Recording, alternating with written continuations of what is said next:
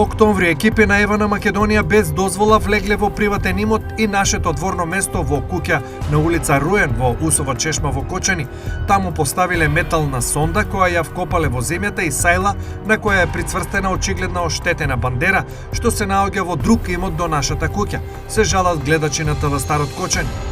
Пријавивме и телефонски и писмено до Евана Македонија на крајот на октомври и почетокот на ноември и од тогаш до денес никој не дојде ни да објасни зошто е поставена без дозвола и истата да ја тргнат од нашиот имот, бидејќи не ни објаснето ни зошто служи, ни дали представува опасност за нас, велат сопствениците.